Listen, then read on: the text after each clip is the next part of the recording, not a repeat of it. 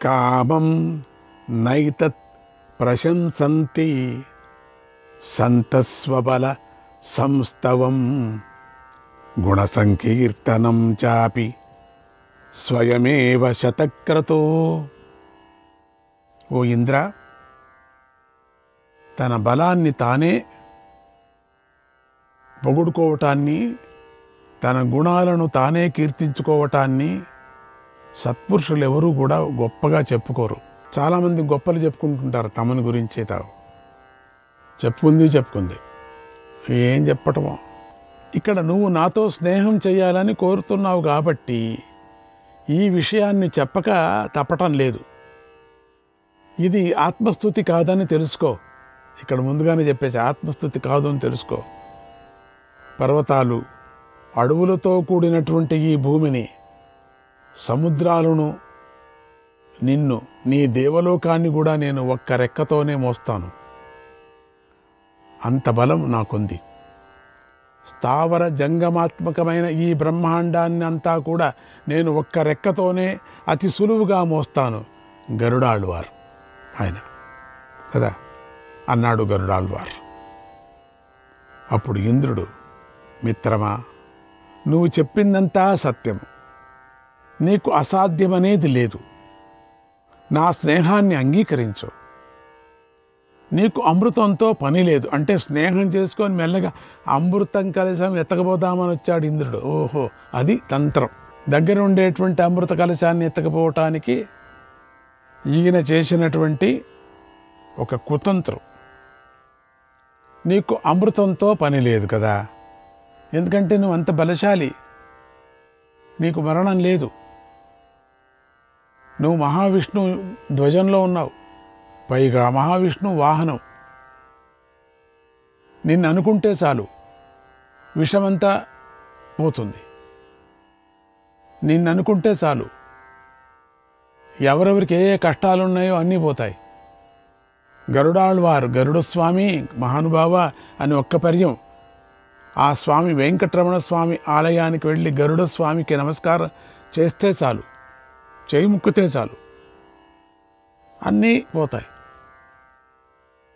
అందుకని నీకు అమృతంతో పనేముందయ్యా, నీకు నాకు ఇచ్చేయి. నేను చాలా కష్టపడి, అందరూ తాగేశారు దేవతలంతా, కానీ అమృతం అక్షయం కదా ఉంది, ఇంకా దాన్ని రక్షించుకోవాలి కదా. దీన్ని నువ్వు ఎవరికైనా ఇస్తే వాళ్ళు మమ్మల్ని బాధించవచ్చు. ఎందుకంటే అమృతం మళ్ళీ తాగి మళ్ళీ యుద్ధానికి రావచ్చు వాళ్ళంతా కూడా. మాకు ఖండితం మళ్ళీ మాకు కష్టం వస్తుంది అన్నాడు. గరుత్మంతుడు, ఓ ఇంద్ర, ఒక చిన్న కారణంతో నేను ఈ అమృతాన్ని తీసుకొని వెళుతున్నాను. నన్ను అడ్డం చేయొద్దు. అంతేకాని దీనిని మరొకరు త్రాగటానికే తీసుకొని పోవటం లేదు. నేను దీన్ని ఎవ్వరికీ ఇవ్వను. అయితే దీనిని ఎక్కడ ఉంచుతానో అక్కడి నుంచే నువ్వు దీనిని తీసుకొని వెళ్ళిపోవచ్చు అన్నాడు. చూసారా, ఈయన కిటుకు ఇది. నేను ఎవరికి నాకు తెలుసు అమృతం అంటే. ఈ అమృతం అంటే ఏమనుకున్నావు? మీరు కష్టపడిందంత నాకు తెలీదా? నేను ఎవరికైనా తాగించడానికి ఇస్తాననుకున్నావా? ఇస్తే మన కథ ఏమవుతుంది? మన కథ అన్నాడు. చూడండి పాపం, మన కథ అంటే తాను చేరుకున్నాడు ఇంద్రుడిలో. దేవతల కథ అంతా ఏమవుతుంది నాకు తెలుసు. నేను ఆ పని చేస్తానా ఇంద్ర? అంత మాత్రం నువ్వు యోచన చేసుకోలేదా? నువ్వు నేనంత దద్దమ్మన, ముద్దులేని వాడినా నేను? ఇది ఎవరికంటే ఎవరికి ఇవ్వటానికి అవుతుందా? నేను ఒక చోట పెడతాను, వాళ్ళకి ఇచ్చినట్టుగా చేస్తాను. వాళ్ళు దాన్ని తాగటానికి వచ్చినప్పుడు నువ్వు ఎగిరించుకొని పో, అంతే. దానికేం పట్టింది? నేను అప్పుడు నీతో ఏమని చెప్పను. పెట్టాను, మీరు తాగలేదు, నేనేం చేస్తాను? నేను చెప్పుకుంటాను. ఇక దానికి సంగతి వేరే చేసుకుంటా నేను.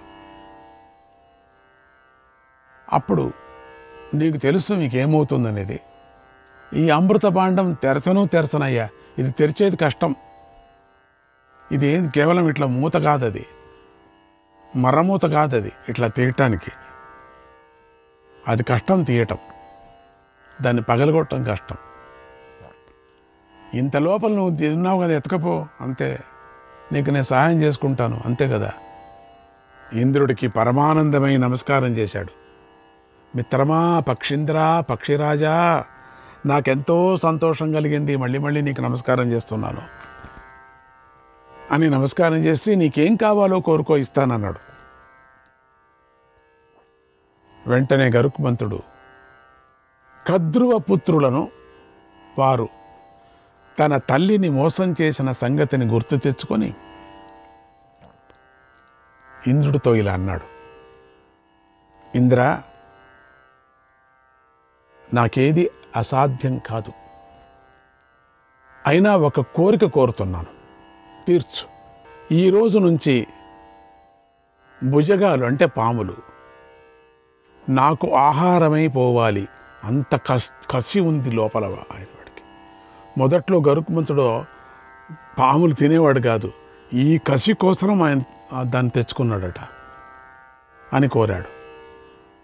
ఇంద్రుడు వెనక ముందా చూడలేదు, అలాగే తథాస్తు అన్నాడు. యోచన చేయకోకుండా చెప్పేస్తారు వీళ్ళంతా, ఏం చేస్తావు? అప్పుడు ఇంద్రుడి పక్కనే ఉన్న శ్రీహరి గరుత్మంతుడి మాటలకు చాలా సంతోషించాడు. ఆయన వేరే ముద్ర వేశారు. ఇంకేమండి, పాస్పోర్ట్ వచ్చినట్లు లెక్క. తర్వాత ఇంద్రుడు శ్రీహరితో కలిసి బయలుదేరుతూ, మిత్రమా, నీ పని పూర్తి కాగానే నేను నా పని పూర్తి చేసుకుంటాను అని మాట తీసుకున్నాడు. నువ్వు అన్నావు కదా, తీసుకుపోయి ఇచ్చాను, పెడతానని, తర్వాత నేను చూసుకుంటా. అదిగాక నాతో అప్పుడేం యుద్ధానికి రావని కూడా నేనేం మాట్లాడనని చెప్పావు కదా, చాలా, అంతే, నాకు కావాల్సిందే అది. నీ పని నువ్వు చేసుకో, నా పని నేను చేసుకుంటా. గరుత్మంతుడు వేగంగా ప్రయాణించి తన తల్లి అయినటువంటి వినితాదేవి దగ్గరికి వెళ్ళాడు. ఎంతో సంతోషంగా సర్పాలన్నిటినీ పిలిచి ఇలా అన్నాడు. ఓ నాగుల్లారా, నేను మీ మాట ప్రకారమే అమృతాన్ని తీసుకొని వచ్చాను. దుర్మార్గ పురుగులు తమ్ముళ్ళారా అనుకో లోపల అనుకున్నాడు. ఇదిగో అమృత కలశం, దీనిని నేను పంచను, నాకు చేత కాదు. దీనిని నేను మాట ఇచ్చిన ప్రకారం అమృతం తీసుకురా అన్నావంటే నువ్వు చెప్పింది మీరు, దాని ప్రకారం నువ్వు చెప్పి మాకు పంచు అని ఏమన్నా అన్నారా? మేము పంచుకుంటామని చెప్పారు కదా మీరు. అందుకని నేనేం చేస్తున్నా, దీనిని ఎక్కడా పెట్టకూడదు, దీన్ని, ఈ అమృత బండం, ఈ కలశాన్ని, దీనిని ఈ దర్భలపై ఉంచుతున్నాను అని దర్భలపైన ఉంచాడు. విపరీతమైన దర్భలు, పొదలు పొదలుగా ఉండే దర్భల మీద పెద్ద పెద్ద దర్భలు, ఇప్పుడు దర్భల్లాగా కాదు, అవి ఇంకా పెద్ద పెద్దగా ఉండేవి, విపరీతమైనటువంటి పనుచుగా ఉండేవి, చూపుగా ఉండేవి, విపరీతమైనటువంటి ముళ్ళు ముళ్ళులాగా ఉండేవి. మీరందరూ కూడా స్నానం చేసి శుచులై రండి, చక్కగా అలంకరించుకొని రండి, మంచి మంచి వాసనలంతా వేసుకొని రండి. తర్వాత ఈ అమృతాన్ని పానం చేయండి. అమృతాన్ని తెచ్చి మాకివ్వగానే నీ తల్లి దాసిత్వం నుండి విముక్తురాలవుతుంది అని మీకు ఆనాడు నాకు మాట ఇచ్చారు. అమృతం తెస్తూనే దాస్య విముక్తి అవుతుందని చెప్పారు కదా, మాట ఇచ్చారు ప్రకారం. ఆ మాట ప్రకారమే నేను మీకు అమృతాన్ని తెచ్చిపెట్టాను. మీరు తెచ్చిపెట్టమన్నారు, తెచ్చిపెడుతున్నాను. కనుక నేటి నుంచి నా తల్లి దాసిత్వం నుండి విముక్తురాలు అయ్యింది. చెప్పండి, అయిందా లేదు? అయింది అయింది అయింది అయ్యింది అయింది. తోకలు పెట్టుకొని పైన పెట్టుకొని అన్నీ అన్నాయి. అయింది కదా, ఇంకేం అన్నీ. కొన్ని అక్కడ చాలా ఎన్నున్నాయో చెప్పలేనన్ని ఉన్నాయి, వేల కొద్దీ, కోట్ల కొద్దీ. అన్నీ తుండుపాములు, పెద్ద పాములు, చిన్న పాములు, ఆతిపాములు, తోకపాములు, ముసలిపాములు, ఒంటిపాములు, వెలుతురు పాములు, ఆవు పాములు, పేడపాములు, మగపాములు, పిల్లి పాములు, చిన్న పాములు అన్నీ ఉన్నాయి. అబ్బో అని అమృత కలశాన్ని దర్భల పైన ఉంచి తల్లి వద్దకు వెళ్ళాడు. దర్భల పైన ఉంచాడు, అంతే. ఏం చేశాడు? దర్భల పైన ఉంచి చిన్న కొంచెం మూత తీశాడు, కావలసిగా చేశాడు. నాగకుమారులందరూ కూడా ఉబ్బి తబ్బిబ్బైపోయారు, సంతోషంతో పొంగిపోయారు. ఏమిటి, అమృతం తాగాలని ఆశపడ్డారు. అమృతం సంగతి తెలుసు కదా వాళ్లకు. ఆలస్యం చేయరాదని వేగిరపడ్డారు. తొందరగా స్నానం చేసి వచ్చేయాలని శీఘ్రంగా కదిలారు అందరూ. నాగులన్నీ కదిలాయి ఓ అని.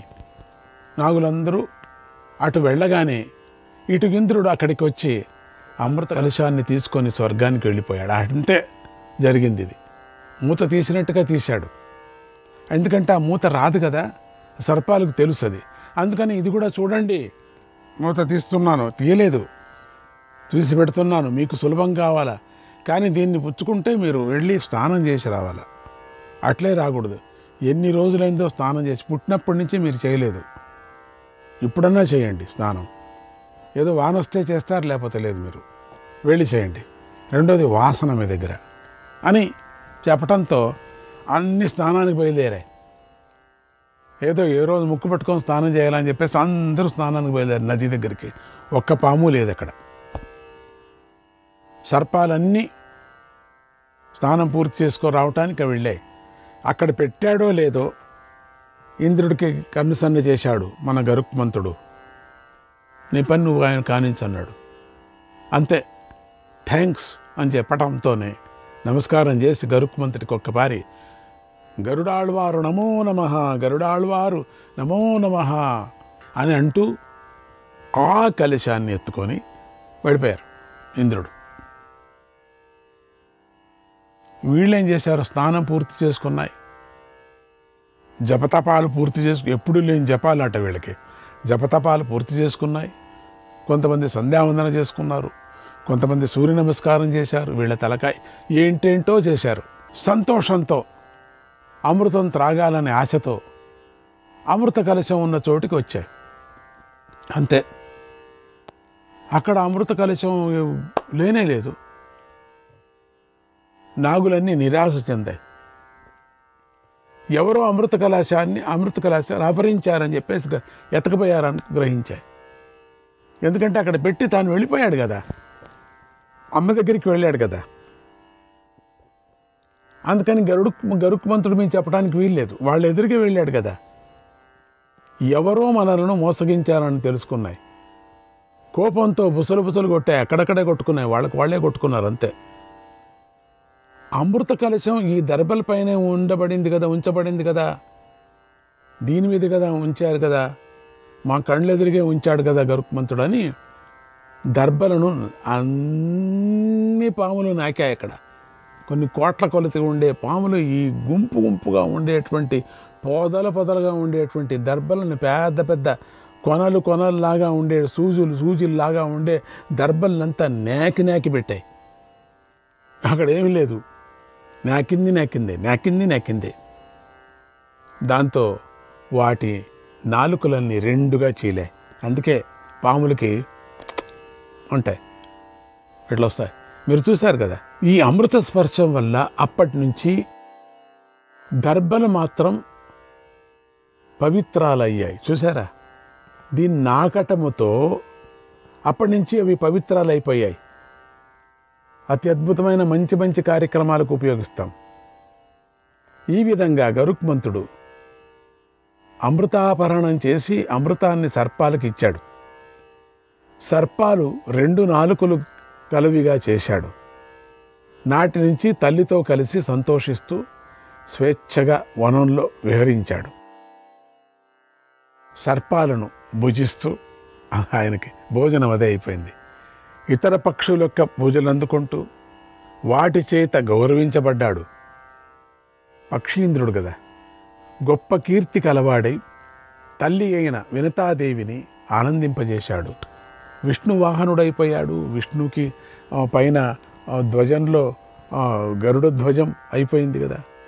ఇమాం కథాం యశృణుయాన్నరః సదా పఠేత్ వా ద్విజగణ ముఖ్య సంసది అసంశయం త్రిదివ మియాత్ స పుణ్యభాక్ మహాత్మనః పతగపతేః ప్రకీర్తనాత్.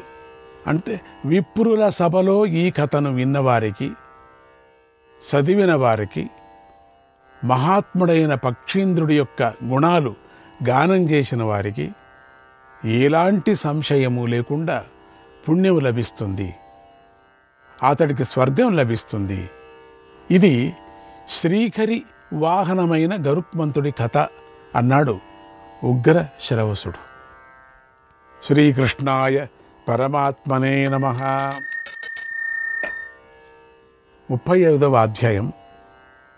నాగులలో అతి ముఖ్యులు. శౌనక మహర్షి ఉగ్రశ్రవసుడిని ఇలా అడిగాడు: ఓ సూతనందనా, ఇంతవరకు కద్రువ తన పుత్రులైన సర్పాలకు శాపం పెట్టిన కథను చెప్పావు. అనూరుడు వినతాదేవికి పెట్టిన శాప వృత్తాంతాన్ని కూడా చెప్పావు. భర్త అయిన కశ్యపుడి వల్ల, కశ్యపుడున్నాడే, కద్రువ వినతలు ఇద్దరు కూడా వరాలు పొందారని, వారిలో వినతకు 2 పుత్రులు కలిగారని, వారే అనూరుడు గరుడు అని వారి పేర్లు కూడా చెప్పావు.